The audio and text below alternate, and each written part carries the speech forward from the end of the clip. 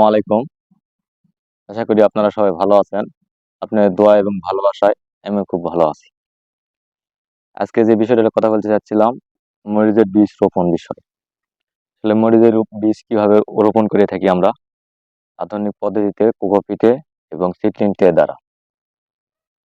সেই বিষয়টা নিয়েই আজকে কথা বলতে চাচ্ছিলাম।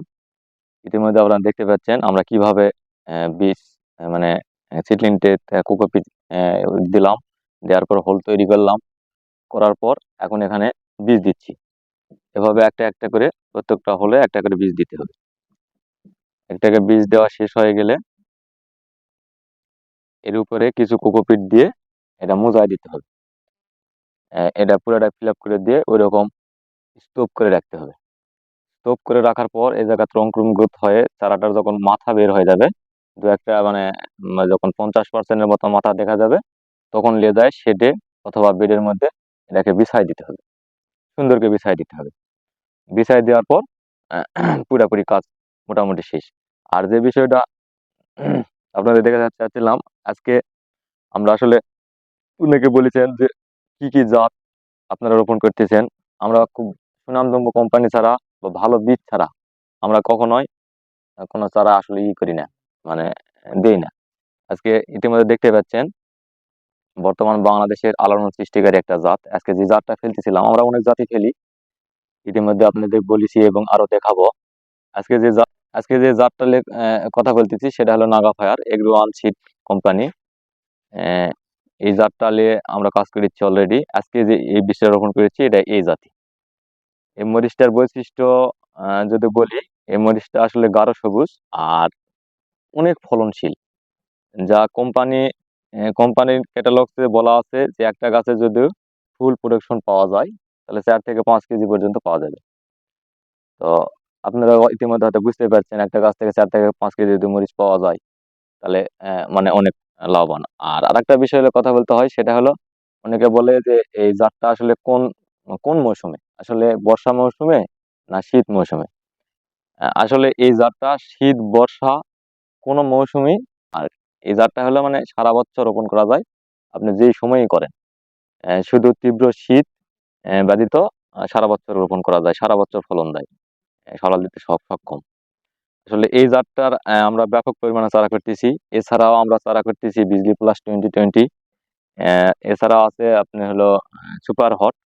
এছাড়া আছে আপনি হলো তেজাস।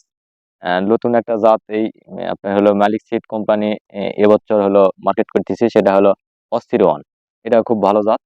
আসলে এই জাতগুলো সবগুলো নিয়ে সর্বোচ্চ ফলন দেয়। এদের খালি পার্থক্য শুধু এরকম, কোনোটা গাঢ় সবুজ, কোনোটা সাদা, মানে সাদা, কোনোটা একটু হালকা সবুজ, মানে যে এলাকায় যে চলে আর কি তারা সেটা রোপণ করতে পারবেন। আর এই চারাটা আমাদের কাছে অ্যাভেলেবল পাবেন ইনশাল্লাহ। আপনারা যোগাযোগ করতে পারেন, সই দামে পাবেন ইনশাল্লাহ। আর এগ্রোয়ান সিটের এই মানে এই মরিচটা অলরেডি গোটা বাংলাদেশে আলোড়ন সৃষ্টি করছে। যে রোপণ করছে সেই সফল হয়েছে।